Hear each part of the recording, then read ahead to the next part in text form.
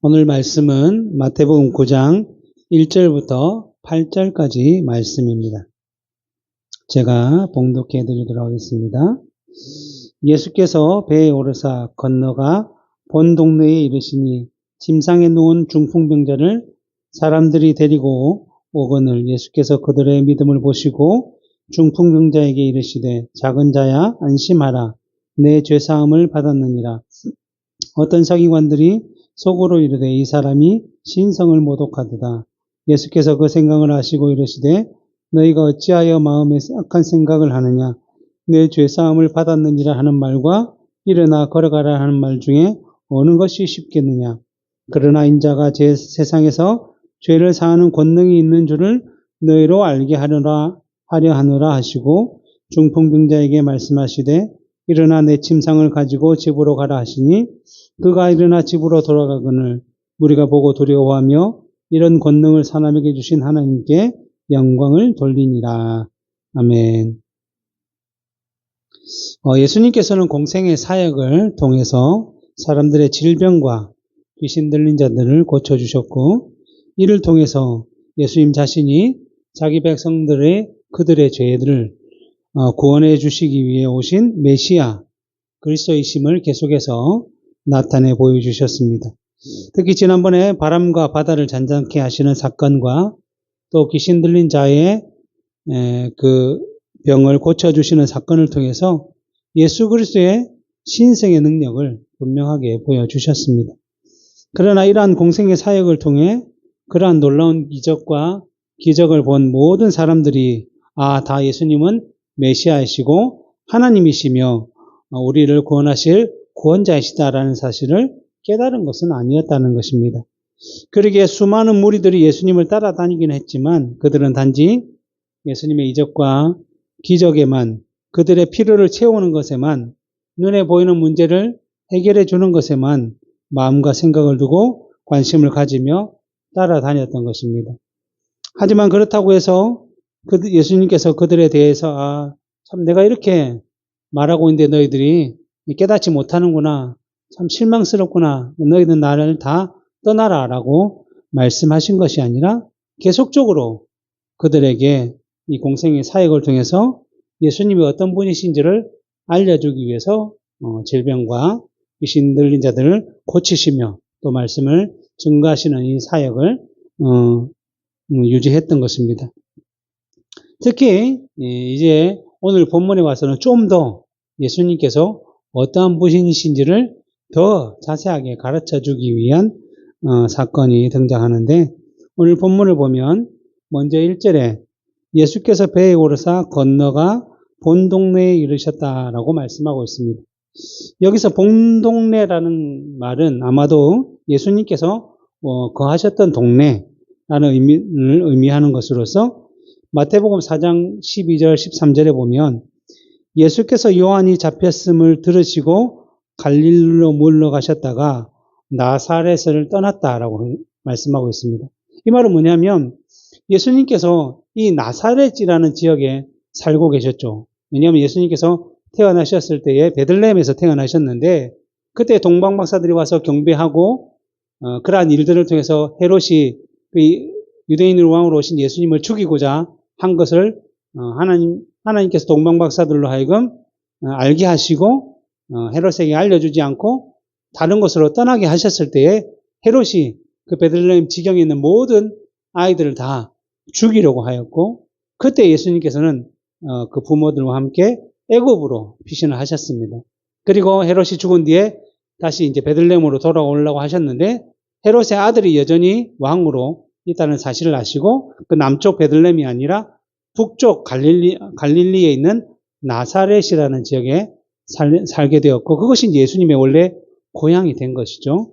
그런데 예수님께서 거기서 적어도 한 30년 공생의 사역을 하시기 전까지 그곳에서 살고 계시다가 이제 본인의 사역을 시작하는데 그 시작이 언제였냐면 예수님을 먼저 주의 길을 예비하러 오는 세례 요한의 사역이 끝난 후에 예수님의 사역이 시작이 되어야 하기 때문에 오늘 말씀하신 것처럼 예수께서 요한이 잡혔음을 들으시고 이제 갈릴리로 물러가셨다가 나사렛에서 어디로 가셨냐면 스불론과 납달리 지경 해변에 있는 가버나움에서 사셨다. 그러니까 가버나움에서 얼마 동안 계셨다는 거죠. 사역을 하시기 전에. 그래서 그 가버나움이 바로 본동네라고 불리는 것이죠. 그러니까 예수님이 사역하시기 바로 전에 살았던 동네가 가버나움이라고 할 수 있습니다. 그래서 그 본동네가 가버나움임을 알 수 있는 증거는 오늘 마태복음 말씀과 동일한 내용을 마가복음 2장에서도 전하고 있는데 2장 1절에 보면 수일 후에 예수께서 다시 가버나움에 들어가셨다라고 분명하게 말씀하고 있기 때문에 이 본동네는 가버나움이라는 것입니다. 그래서 예수님께서 다시 가버나움 지역에 오셔서 이제 공생의 사역을 하셨는데 오늘 본문 2절에 보면 침상에 누운 중풍병자를 사람들이 데리고 오거늘 예수께서 그들의 믿음을 보시고 중풍병자에게 이르시되 작은 자야 안심하라 내 죄사함을 받았느니라 라고 말씀하고 있습니다. 어떻게 보면 이 마태복음하고 마가복음하고 누가복음에도 이 동일한 내용을 전하고 있는데 마태복음이 좀 더 내용을 좀 축약해서 한 거고 마가복음과 누가복음은 그 전후 이야기를 잘 설명하고 있는데 그래서 마가복음 2장을 보면 2장 2절부터 5절 보면 많은 사람이 모여서 문 앞까지도 들었을 자리가 없게 되었는데 예수께서 그들에게 도를 말씀하시더니 사람들이 한 중풍병자를 네 사람에게 메워 가지고 예수께로 올세 무리들 때문에 예수께 데려갈 수 없으므로 그 계신 곳에 지붕을 뜯어 구멍을 내고 중풍병자가 누운 상을 달아내리니 예수께서 그들의 믿음을 보시고 중풍병자에게 이르시되 작은 자야 내 죄사함을 받았다라고 말씀하셨다는 거죠. 좀 더 길죠, 그거보다. 그러니까 이 마태복음 8장에서 그 전에 이 가버나움이라는 지역에서 먼저 사역을 하셨어요. 그때 뭐 백부장의 종의 백부장의 하인의 중풍병을 고쳐주셨고 그리고 베드로의 장모의 열병을 또 고쳐주셔서 이 고쳐주는 사건을 통해서 점점 사람들의 소문을 듣고 예수님께로 많이 모였는데 그때에 왜 이런 일들을 예수님이 하셨는가 하면 그들의 죄를 담당하시는 예수님의 사역을 보여주기 위해서 외적인 질병을 고침을 통해서 내적인 죄의 근원을 고치시는 분이 바로 예수님이라는 것을 알려주기 위해서 이렇게 했다라고 마태복음 8장에서 기록하고 있듯이 그렇게 하심으로 인해서 이제 점점 더 많은 사람들이 예수님께로 몰려들자 예수님께서 그때는 배를 타고 건너편으로 또 다른 곳에 복음을 전하기 위해 가셨는데 그것이 이제 가다라 지방이었죠. 그래서 그곳에서 귀신 들린 자를 쫓아내시고 또 다시 어디로 가냐면 가버나움으로 돌아오셨는데 그런 소문을 듣는 사람들이 또 예수님의 가버나움으로 오셨다는 소식을 듣고 또 이제 많이 몰리게 됐죠. 그런데 얼마나 많이 모였냐면 예수님에서 한 집에 이렇게 모여서 이제 사람들에게 말씀을 막 먼저 항상 공생의 사역은 먼저 말씀을 선포하시거든요. 그래서 말씀을 선포하고 했는데 사람들이 막 몰려드니까 여기 문 앞에까지 사람들이 꽉 차서 도저히 예수님께로 갈 수 있는 길이 없을 정도로 이렇게 많이 몰려들었다는 것입니다. 그래서 그때 무슨 일이 있었냐면 한 중풍병자를 고침을 받기 위해서 이 중풍병자는 누워서 움직일 수가 없으니까 친구들인지 친척들인지 4명이서 들 것을 만들어 가지고 4명이서 들고 그 사람을 침상에 들고 이렇게 왔다라는 거예요. 근데 예수님께로 이제 가서 소문을 들으니 예수님이 많은 질병을 고치신다라는 얘기를 듣고 왔는데 예수님께로 갈 수가 없었다라는 거죠. 보통 이제 이럴 때 되면 우리가 어떤 선택을 할 수 있을까요? 어떤 선택을 하냐면 보통 오늘은 때가 아닌가 보다. 오늘은 예약이 꽉 찼으니까 우리가 병원에 가면 어디 가면 예약이 꽉 차면 우리가 다음날 신청을 하고 하듯이 오늘은 때가 아닌가 보다 생각하고 돌아갔을 것이고 아니면 좀 더 이제 마음이 있는 사람들 같으면 그럼 우리가 여기서 좀 기다리자. 그래서 사람들이 많이 고침을 받고 빠져나가면 좀 이렇게 여유가 생기면 그때 들어가서 고침을 받으면 되지 않을까라고 생각했을 것인데 이 4사람은 그렇게 하지 않았다는 거죠. 이 4사람은 어떻게 해서든지 지금 중풍병에 걸린 자신의 뭐 친구든 가족이든 이 사람을 고쳐야겠다라는 그 마음이 더 강한 열망으로 타올라서 어쨌든 예수님께 나아가야 되겠다. 지금 당장 나아가야겠다라고 생각을 했다는 것입니다. 그래서 방법을 생각하다 찾았는데 무엇이냐면 지붕으로 올라가가지고 문으로 못 들어가니까 지붕으로 올라가서 그 지붕의 기와를 하나씩 뜯어가지고 그 구멍이 난 곳으로 침상을 이렇게 밑으로 떨어뜨려서 예수님 앞으로 바로 보냈다는 이런 생각을 한 거죠. 지금은 우리 뭐 콘크리트라서 우리는 뚫을 수 없지만 이전에 뭐 우리나라 초가집이라든지 기와집은 위에 그것을 드러내면 밑으로 들어갈 수 있기 때문에 그러한 방식으로 이 사람 중풍병자를 예수님 앞에까지 인도할 수 있었다라는 것입니다. 이들이 이렇게 결단을 할 수 있었던 것은 단순히 참 이 사람들은 열심히 있는 사람이구나, 그냥 애착이 많구나 이런 생각하는데 그러한 것이 아니었다는 것이죠. 이들이 가지고 있던 열심이라는 것은 단순히 그들이 가지고 있는 성격이나 그들이 가지고 있는 상황의 문제가 아니었고 또 다른 특별한 문제가 있어서 이렇게 했다라고 오늘 말씀은 하고 있는 것이죠. 예를 들면 마치 이런 것입니다. 우리가 오늘 누가복음 읽었을 때 등장했던 그 여인 혈루증 12회를 혈루증으로 앓던 여인이 있었죠. 앓던 여인이 그 여인이 12년 동안 그 피를 흘리는 병으로 인해서 정말 많은 의사들을 찾아보고 약도 먹고 했는데 12년 동안 전혀 낫지 않았다는 거죠. 그렇다는 것은 정말 지겹고 힘들어서 더 이상 나는 이렇게 살다가 죽어야 되겠다라고 모든 것을 포기할 정도가 되었을 때 무슨 일이 있었냐면 예수님에 대한 소식이 이 여인에게 들렸다는 거죠. 그러자 이 여인이 그 소식을 듣자마자 내가 그 유명한 의사들 다 만나봤는데 이렇게 내 병이 낫지 않았는데 그냥 뭐 이적과 기적이 일으키다는 그 소문은 원래 부풀려 들려지니까 이걸 어떻게 믿을 수 있을까라고 생각할 수도 있겠지만 그 소문이 들리자 이 여인의 마음이 변했다라는 거죠.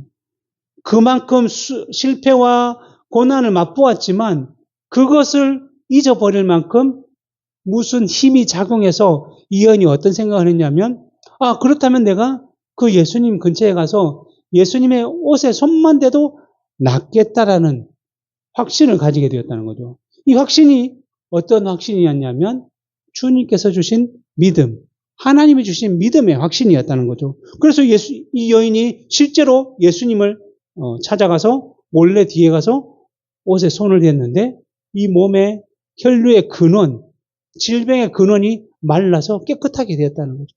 그때 예수님께서 이 여인에게 뭐라 했냐면 마가복음 5장 34절에 보면 예수께서 이르시되 딸아 내 믿음이 너를 구원하였으니 평안히 가라 내 병에서 놓여 건강할지어다 라고 말씀하시므로 이 여인에게 무엇이 있었다는 거죠? 믿음이 하나님의 주신 믿음 예수 그리스도의 복음에 대한 소식을 들은 이후에 믿음이 발생해서 그러한 열심을 내었다라고 말씀하는 것입니다.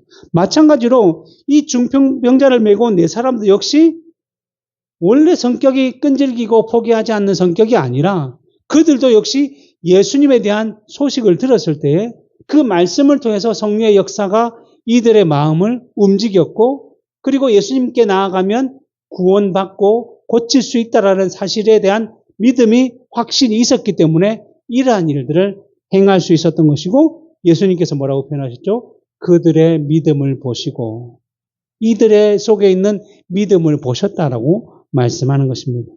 그리고 뒤이어 예수께서 무슨 말씀하시는가 하면 예수께서 그들의 믿음을 보시고 중풍병자에게 이르시되 작은 자야 안심하라 내 죄사함을 받았다라고 말씀하시는 것입니다.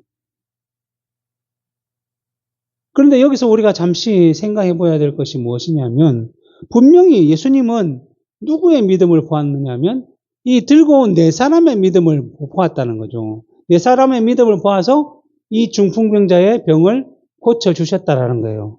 그러면 이전에 우리가 마태복음 8장에서 백부장 하인의 중풍병, 똑같은 중풍병인데 그 고침을 받을 때 어떠한 일이 있었죠? 이 백부장이 예수님께 대해서 내 하인을 고쳐달라고 사람을 통해서 보냈는데 예수님께서 그래 그럼 내가 고쳐줄게 니네 집에 가서. 그러니까 백부장이 예수님 저희 집에 오심을 저는 감당하지 못하겠습니다. 예수님은 거룩하신 하나님이시고 나는 죄인이기 때문에 예수님께서 오심을 감당하지 못하겠습니다. 다만 예수님은 거룩한 하나님이시니까 말만 해도 그 자리에서 네 하인이 나가라 말만 해도 나을 줄 저는 믿습니다. 라는 의지로 가서 예수님께서 오시지 않고 말씀만 하면 낫겠습니다. 라고 얘기하니까 뭐라고 했죠? 예수님께서 이스라엘에서 이만한 믿음을 본 적이 없다라고 말씀하셨고 이 백부장의 표현이 바로 곧 믿음의 표현이라는 사실을 얘기해 주셨습니다. 그러면서 백부장 하인의 종의 병이 나은 거죠. 병이 나았어요. 그러면 이거는 백부장의 믿음 때문에 종의 병이 나은 거예요. 나은 거예요. 그러니까 이 말은 무슨 말이냐면 병에서 고침을 받는다고 해서 믿음이 있어야 된다는 것은 아니라는 거죠. 왜냐하면 예수님이 공생의 사역을 하는 동안 수많은 사람들의 병을 고쳐줬는데 그들이 모두 다 예수님을 믿었다 말은 없거든요. 그러니까 그들의 믿음을 보시고 이 네 사람의 믿음을 보시고 이 중풍병자의 병을 고쳐주셨다라고 말씀하면 맞는 말인데 뭐라고 했냐면 죄 사함을 받았다라는 거예요. 이 죄 사함이 뭐예요? 죄에서 노임을 받았다. 구원을 받았다라는 말이잖아요. 그런데 그 밑에 보면 서기관들이 이 사람의 신성을 모독하도다. 왜 그렇게 표현하냐면 죄 사함은 하나님께만 있는 권리, 권세라고 생각했거든요. 그런데 예수님께서 죄 사함을 받았다라고 했다는 말은 결국 예수님이 누구라는 거예요? 하나님이시다라고 말씀하는 것이죠. 그러니까 이 사실을 보여주기 위해서 예수님에는 내 병이 나았다라고 말씀하시지 않고 내 죄사함이 받았다라고 말씀하시는 것입니다. 그러면 이 중풍병자는 어떻게 죄사함을 받게 됐는가? 그에게 믿음이 없었을까? 그런데 죄사함을 받기 위해서는 반드시 뭐가 필요하냐면 믿음이 있어야 된다는 거예요. 결국 이 중풍병자도 동일한 믿음을 가지고 있었다는 거죠. 그러면 어떻게 믿음을 가졌는지를 알 수 있는가? 성경에는 표현이 없었잖아요. 이 중풍병자 네 사람은, 중풍병자를 들고 온 네 사람은 그 믿음의 열심들이 열매로 드러났기 때문에 믿음을 알 수 있다면 그냥 가만히 누워있던 그 중풍병자의 믿음을 어떻게 하셨는가? 예수님이 누구시죠? 바로 하나님이시기 때문에 그 사실을 알았다는 거예요. 오늘 바로 그 얘기를 이 중심을 가지고 하고 있는 거죠. 실제로 예수님의 공생의 사역을 통해서 수많은 사람들이 고침을 받았지만 그들은 믿음이 있었다라고 볼 수 없습니다. 그 증거가 무엇이냐면 마태복음 16장에 보면 예수님께서 제자들에게 수많은 사람들이 나를 누구라고 부르느냐라고 물어보셨어요. 그러자 제자들이 막 알아보니까 그 사람들이 더러는 엘리야라고 하기도 하고 더러는 선지자라고 하기도 하고 더러는 세례 요한이라고 하기도 하고 이렇게 얘기한다. 근데 이 사람들이 다 누구냐면 사람을 고칠 수 있는 능력, 큰 능력을 가진 사람들이었지만 다 사람들이었다는 거죠. 하나님께서 주신 능력을 따라 행할 수 있는 사람들이 있을 뿐이지 이들이 하나님이 아니었다는 사실을 우리가 알고 있듯이 사람들은 예수님을 누구라 하면 옛날처럼 하나님께서 능력을 주신 어떠한 선지자와 같은 사람인가 보다라고만 생각했던 거죠. 그렇자 예수님께서 그렇다면 제자들인 너희들은 나를 누구라고 생각하느냐라고 물을 때 베드로가 이렇게 말하죠. 시몬 베드로가 대답하여 이르되 주는 그리스도시요 살아계신 하나님의 아들이십니다라고 고백한 거죠. 이것은 베드로와 그 12 제자들이 가졌던 공통된 신앙 고백의 내용이라는 거예요. 예수님은 누구시냐면 능력이 많은 선지자가 아니라 바로 하나님의 아들. 하나님의 아들 뭐죠? 성자 하나님이시다라고 고백한 거죠. 하나님은 아들이십니다. 하나님의 아들이십니다. 성자 하나님이십니다라고 고백한 것입니다. 이러한 예수 그리스도의 바른 신앙 고백은 사람의 지식과 지혜와 열심과 노력으로 고백할 수 있는 것이 아니기 때문에 예수님께서도 이 베드로의 고백을 듣고 난 이후에 바로 뭐라고 그랬죠? 바요나 시몬아 내가 복이 있도다. 이를 내게 알게 한 이는 혈육이 아니요 하늘에 계신 내 아버지시다. 그러니까 베드로가 이렇게 고백할 수 있었던 것은 베드로가 예수님의 사역을 따라다니면서 와 기적과 이적을 보면서 사람을 고치는 능력을 보면서 깨달은 것이 아니라 그것을 통해서 성령을 통해 역사하신 믿음이 예수를 그렇게 바라보도록 만들었다는 거죠. 그래서 수많은 무리도 똑같이 이적을 바라보았지만 예수님은 단지 능력이 많은 사람으로 보았을 뿐이지만 이 제자들은 예수님을 하나님의 아들, 성자 하나님으로 볼 수 있었다라는 것입니다. 그리고 이 믿음은 결국 에베소서 2장 8절에 말한 것처럼 믿음은 하나님의 선물이라고 표현하고 있듯이 그러니까 결국 죄 사함을 받았다는 것은 이 중풍병자도 역시 믿음을 가졌었다라고 말할 수 있는 거죠.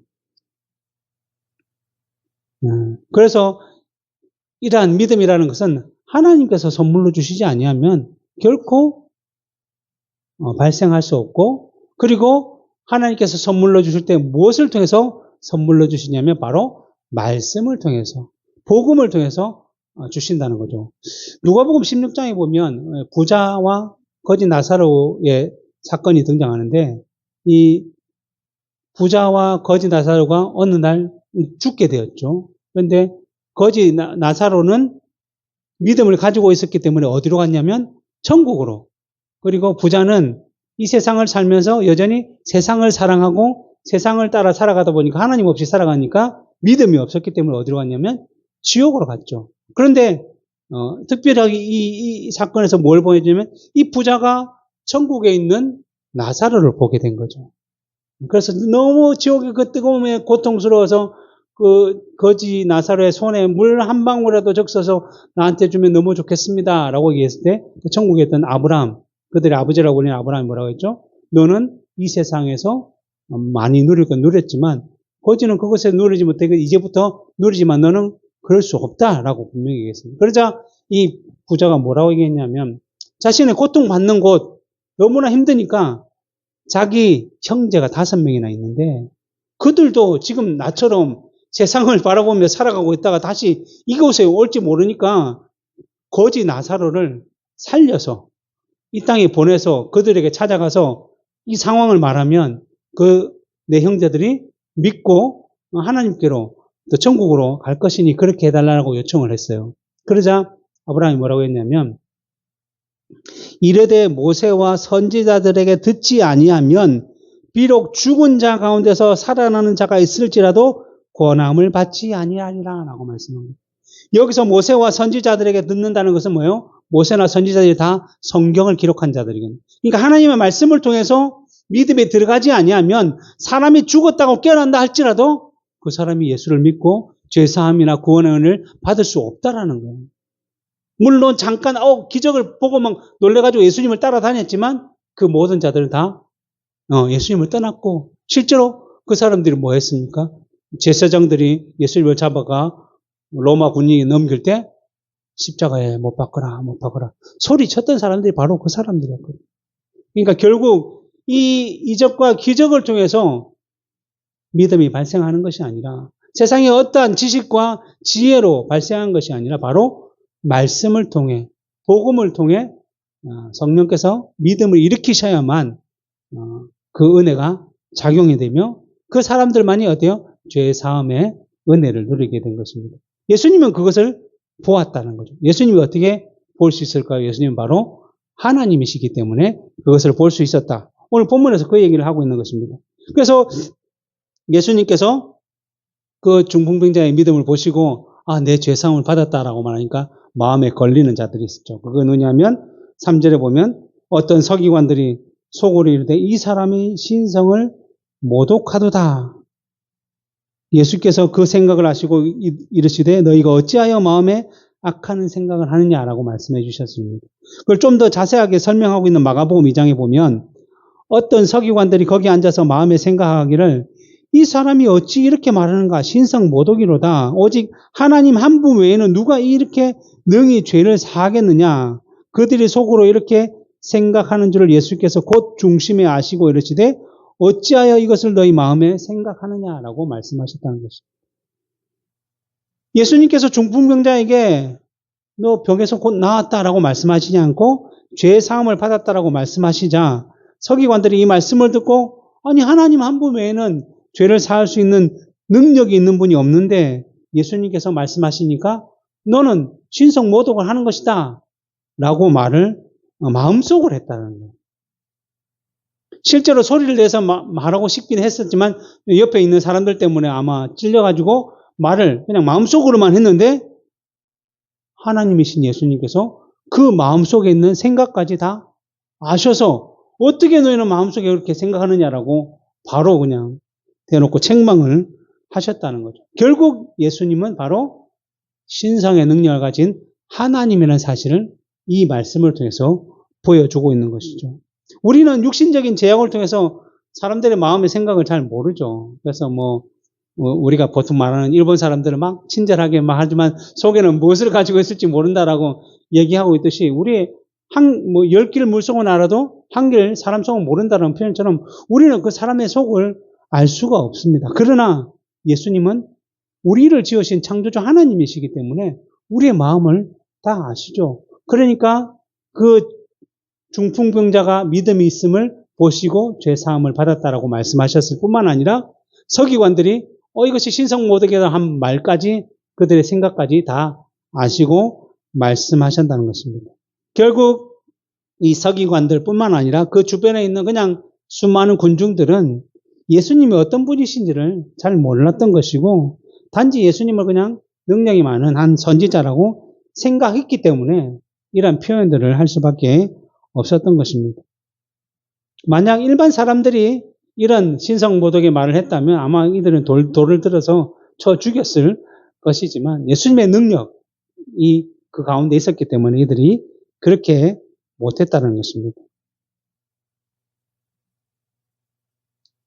그러면서 이제 이들에게 내가 왜 이렇게 말을 하고 있는지를 설명하는데 5절부터 보시면 내 죄사함을 받았느니라 하는 말과 일어나 걸어가는 한 말 중에 어느 것이 쉽겠느냐라고 말씀해 주셨어요. 어느 게 더 쉬울까요? 물론 두 가지 다 우리의 생각에는 어렵죠. 왜냐하면 움직이지 못하는 중풍병자가 일어나 걸어가라 해서 갑자기 일어나 걸어가는 것이나 아니면 내 죄사함을 받았다라는 것은 모두 사람의 능력으로는 할 수 없는 일이라고 할 수 있습니다. 그런데 특별히 그 가운데 죄사하는 일은 서기관들의 말처럼 사람에게는 할 수 있는 능력이 아니라 사람에게는 전혀 할 수 있는 능력이 없었던 것입니다. 그런데 예수님께서 먼저 죄사함을 받았다라고 말씀하신 후에 그 중풍병자에게 너는 일어나 걸어가라 라고 말씀하신 것은 이 세상에 속한 사람들이 육신에 속해 있기 때문에 보이지 않는 것보다는 보이는 것에 더 마음을 빼앗기기 때문에 이 죄사함의 권세를 먼저 보여주고 일어나 걸어가게 하심으로 일어나 거기에 하신 능력이 있기 때문에 죄사함의 능력도 있다는 사실을 가르쳐주기 위해서 이렇게 하셨다는 것입니다. 왜냐하면 먼저 일어나 걸어가라 라고 말을 하신 후에 죄사함을 받았다라고 말하면 일어나 걸어가라는 것이 너무 큰 일이기 때문에 뒤에 죄사함의 내용은 잊어버릴까 봐 먼저 이 사실을 통해서 이것을 보여주기 위해서 예수님께서 이렇게 표현하십니다. 그래서 6절부터 7절에 이렇게 표현하죠. 그러나 인자가 세상에서 죄를 사하는 권능이 있는 줄을 너희로 알게 하기 위해서 이렇게 하셨다라고 말씀하시고 난 뒤에 중풍병자에게 말씀하시되 일어나 내 침상을 가지고 집으로 가라 하시니 그가 일어나 집으로 돌아갔다라는 것입니다. 예수님께서는 의도적으로 이 일을 하셨다라고 말씀하시는 것이며 이것이 바로 오늘 중풍병자를 낫게 하는 사건을 통해서 보여주고자 하시는 거죠. 내가 곧 죄를 사하는 권세가 있다. 내가 곧 하나님이다.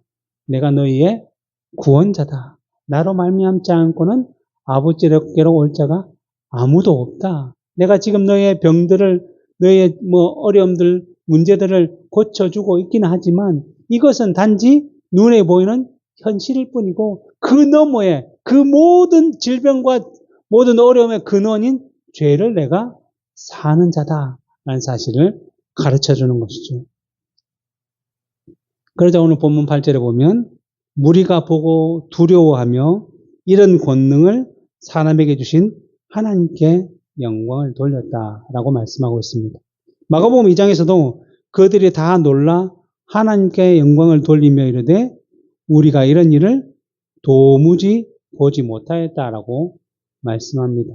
단순히 이제 이 말씀만 보면 그래도 사람들이 예수님께서 하신 일들을 보고 하나님께 영광을 돌렸으니 참 잘 됐구나라고 일반적으로 생각할 수 있죠. 그래서 보통 우리가 연말 시상식에 보면 연예인들 중에 어떤 사람들이 나와가지고 뭐 상 받기 전에 맨날 하나님께 영광을 돌립니다 라고 막 하면서 이제 또 자기 친척들 뭐 가족들 뭐 얘기를 하는데 실제로 그것이 과연 하나님께 영광이냐라는 문제가 있는 거죠. 우리가 돌아볼 때 그 사람들의 삶이 평소에는 어땠는지가 더 중요하고 그 일들을 함으로 통해서 하나님의 뜻을 그대로 지키며 행했느냐 그것이 더 중요하죠. 그래서 제가 듣기로도 그 유명한 연예인들 모임 또 믿는 자들이 모임을 한다고 하지만 그들도 여전히 술을 마시기도 하고 그 모든 악한 일들을 다 행했다는 것을 우리가 뉴스를 통해서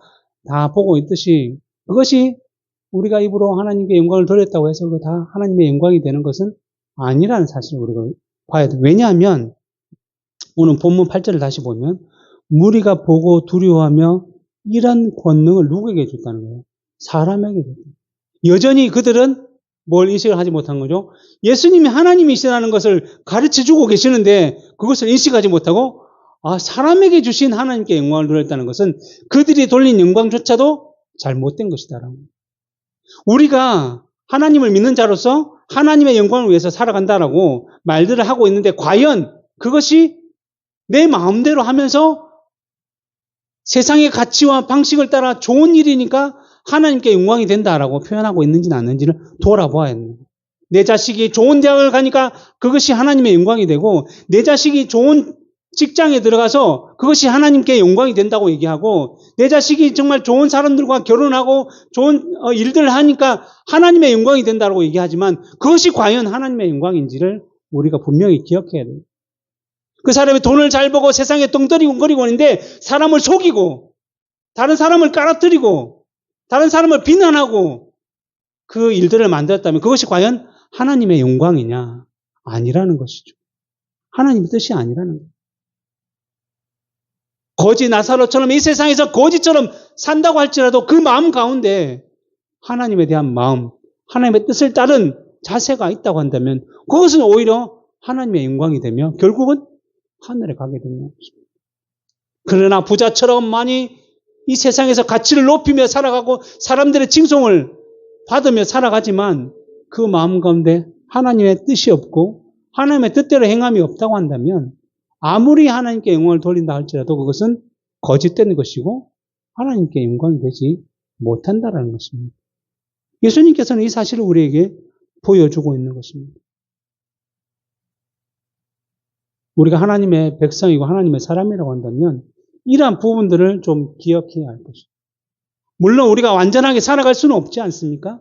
전혀 죄를 하나도 짓지 않고 살아갈 수는 없잖아요.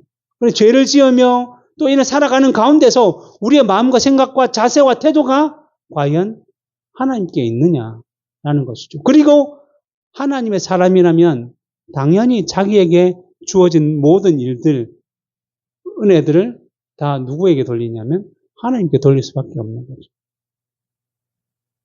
그래서 무익한 종의 비유를 통해서 무익한 종이 아침에 나가서 열심히 밖에서 수고와 땀 흘리고 하루 종일 일하고 들어와서는 이제 밥을 먹으려는데 주인이 야, 내 거 먼저 차려라. 그래서 또 열심히 주인의 음식을 차리고 주인이 먹을 때까지 기다렸다가 이제 밥을 먹으려고 할 때 주인이 그 종에게 살해를 하겠느냐라고 하는 거죠. 아니 당연하지. 자기가 한 일이니까. 종도 마찬가지로 내가 해야 될 일을 한 것뿐입니다라고 고백한 것이 바로 우리들이 해야 될 일이에요. 이것이 하나님의 백성으로서 우리의 하나님 되신 그 예수님과 성령님의 일하심들을 판단하고 또 그것을 통해서 영광 돌리려 하는 그러한 삶의 모습이라는 것입니다. 단순히 하나님의 영광이라는 것이 말로만 되는 것이 아니라 진정으로 우리가 그것을 기억하고 순종하며 살아갈 때에 우리가 입으로 안 내놓는다 할지라도 우리의 열매를 통해서 그것이 드러나게 되는 거죠. 오늘 말씀을 통해서 우리에게 주는 교훈은 바로 이러한 것이라고 볼 수 있습니다. 지금도 예수님은 우리로 하여금 그러한 일들을 살아갈 수 있도록 계속적으로 중보하고 계시고 은혜를 베풀어 주십니다. 그러면서 우리에게 인생 가운데 정말 수많은 이적과 기적들이 우리가 생각지 못한 일들이 발생하도록 하시죠. 그럴 때마다 우리는 무엇을 깨달아야 하면 여전히 우리를 인도하시는 그 하나님의 놀라운 은혜를 깨달았고 감사하는 삶을 살아가야 할 것이며 이것보다 더 근본적으로 우리의 죄를 사하신 그 하나님과 예수 그리스도의 은혜를 기억하며 우리의 인생을 통해서 하나님께 영광을 돌려야 합니다. 우리의 영광이 아니라 하나님의 영광을 어떻게 하든지 돌리고자 하는 삶을 살아감으로 주의 백성이며 주의 사람이라는 것을 우리 인생을 통해서 증거할 수 있기를 바랍니다. 기도하겠습니다.